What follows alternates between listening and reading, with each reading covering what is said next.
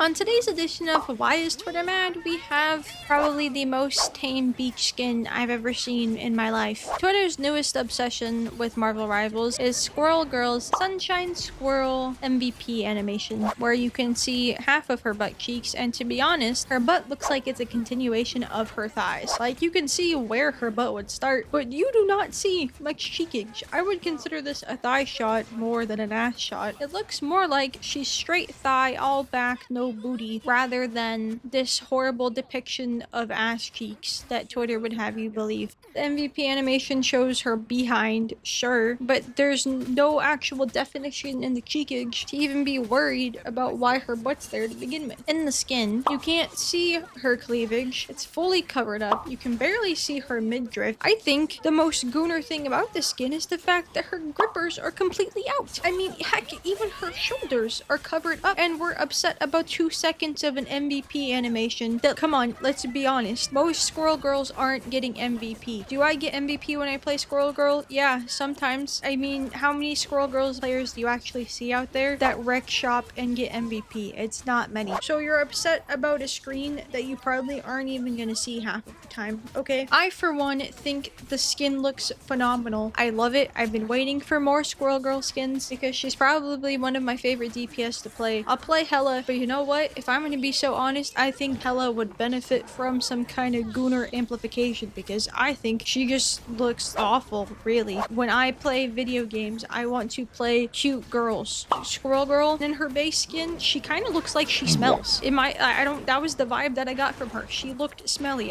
Like, that fur probably hasn't been cleaned, okay? This skin, 10 out of 10. I love it so much. I think it's funny that the MVP animations for Squirrel Girl are always 10 years long. I don't know what it is. If Squirrel Girl does manage to get MVP, you are stuck there. You have to sit there and think about the consequences of your actions, probably standing directly in spam or not breaking her ult when it pops out. You know, I saw people on Twitter say, you know, they show me a shirtless picture of Namor or Iron Fist and expect me to think that it's the same. While I could see that it's not the same as like Malice Invisible Woman, I think the shirtless Namor skin is inherently more sexual than Sunshine Squirrel Girl. Okay, sue me. I don't care, honestly. Anyways, I'm Rhyme and I'm gonna rant about Twitter because I wanted to make this video for Malice Invisible Woman. I wanted to make this video for Emma Frost and I kept putting it off, and this is my final straw. I'm not procrastinating anymore. I want to talk about this. Some of you might know that I enjoy playing Marvel Rivals. More of you might know that when Invisible Woman came out with her Malice skin and when Emma Frost was released, Twitter had an absolute meltdown. I personally don't understand why. I don't understand what the big deal is. I see people on Twitter saying that the sexualization of women in video games need to stop, and it's this really big deal that I couldn't give less of a fuck about. Are we not exhausted? Do we not find this ridiculous? Because I find it ridiculous. I'm so tired of seeing the same argument fill up my timeline. I think maybe my biggest problem is that there are normally Overwatch fans who go, wow, I can't believe Marvel Rivals continues to sexualize the woman in their video game. This is the worst thing that's happened to women ever. And I say this as someone that was horrendously addicted to Overwatch from the day it came out. I loved Overwatch. Stopped liking Overwatch with Overwatch 2. If they wanted to have a real conversation about the over-sexualization of women in Marvel Rivals, they'd have to start the conversation with how women are over-sexualized in Marvel Comics. If you look up Psylocke, not Psylocke Marvel Rivals, not Psylocke Marvel Comics, if you just look up Psylocke, you know what you see? The first images you see are Psylocke booty cheek, Psylocke booty cheek, Psylocke booty cheek. This is her most famous skin, and that's why she has a skin of it in Marvel Rivals. Then if you look up Psylocke Marvel Comics, right? So many search results of her most famous skin that happens to have her butt cheeks out. There is a couple depictions of her fully clothed suits.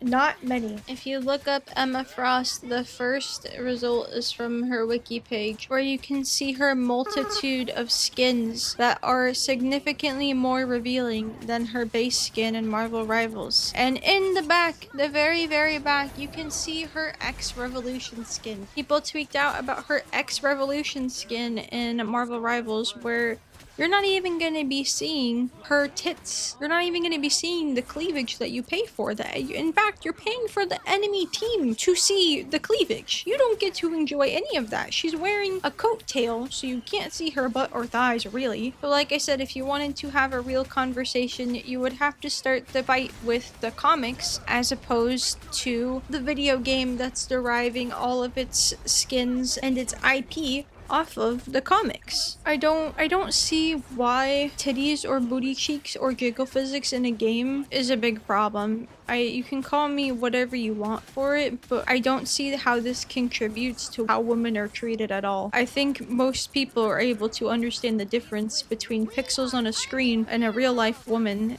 And I've tried to understand, like genuinely understand the arguments behind this, but I don't really get what you want video games to do. Do you want them to be covered head to toe? Do you want them to look like they're role playing as Amish people? I would love to understand what else you expect them to do. I guess you could put them in regular clothes. You could put them in jeans and a t-shirt, but that would be boring. Video games aren't meant to bore you. And personally, I like to look at things that I like. I do not consume content to be grossed out or bored. Actually, correction, I watch my 600-pound life, but that's because I'm grotesquely fascinated with how people end up that big as opposed to enjoying what I'm seeing on my screen. I feel like there's so many other things to be upset about as opposed to booty cheeks in a video game. The people that I saw complaining on Twitter go, the over-sexualization of women in video games needs to stop. I want to know how cleavage or butt cheeks poses a problem for anyone, okay? The types of over-sexualization of women that make me feel weird are depictions of grape. I don't think any kind of depiction of grape is super necessary to any kind of plot. Let's make up some kind of scenario where it is. It never has to be shown on screen. No Mercy is a game that they recently had to remove off of Steam that contained themes of violence, incest, blackmail,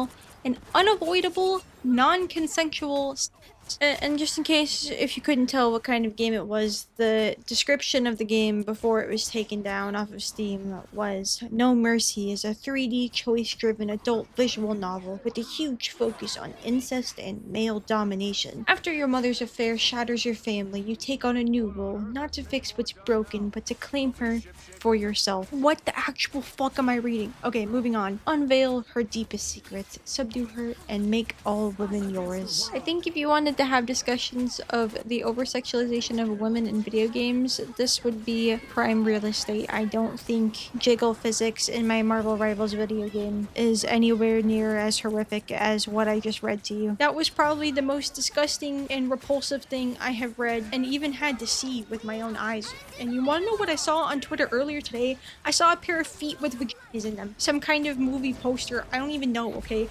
I saw that with my own eyes, and I think that that was more appealing to look at than reading the words that I just read on my fucking screen. If we want to talk about sexualization of women in media as a whole, I think depictions of them being sword fighters in basically bikinis is ridiculous, you know? I don't know how you expect me to believe that they're fighting and just, what, never getting hit at all, I guess? I mean, I think we could cite Ezra from Fairy Tail and the fact that half of her weapon transformations make her cleavage exposed or her stomach exposed or her shoulders exposed, and you want me to believe that she's fighting people in close quarters with these enhancements? Like, she's supposed to have enhanced armor, except half of her body's exposed. So how are you going to tell me that she's fortifying her armor when she's half naked? Talk about Aphrodite from Record of Ragnarok. Yes, another anime, but her bazongas are absolutely so ridiculous that I personally find it funny, but I could understand how people would be upset about it, right? I mean, there's a scene where they're fighting so hard in the